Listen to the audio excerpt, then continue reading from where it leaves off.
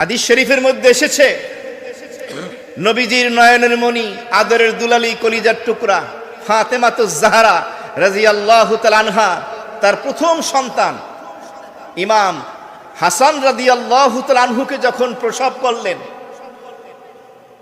নাতিকে এনে নবীজির কোলে দেওয়া হলো। নবীজি তার নাতি, নবীজির দৈহিত্র হযরত হাসান রাদিয়াল্লাহু তাআলা আনহুর ডান কানে আযান দিলেন। অন্য হাদিসে এসেছে, বাচ্চা ভূমিষ্ঠ হওয়ার পরে ডান কানে আযান, বাম কানে ইকামত। ছেলে হোক মেয়ে হোক, জন্মের পরে ডান কানে আযান এবং বাম কানে ইকামত দেওয়া হলো রাসূলুল্লাহ সাল্লাল্লাহু আলাইহি ওয়াসাল্লামের সুন্নাহ। আমল করব তো ইনশাআল্লাহ। প্রশ্ন হলো, কেন ডান কানে আযান এবং বাম কানে ইকামত দেওয়া হলো? এর চমৎকার একটা ব্যাখ্যা দিয়েছেন মুহাদ্দিসিনে কেরামগণ। কি ব্যাখ্যা?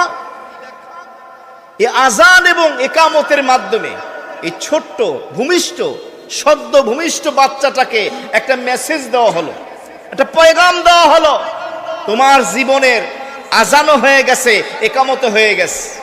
জামাত দাঁড়াতে যতক্ষণ সময় বাকি, আখিরাতের তুলনায় দুনিয়ার জিন্দেগি তোমার ততটুকু বাকি। বুঝে থাকলে বলুন।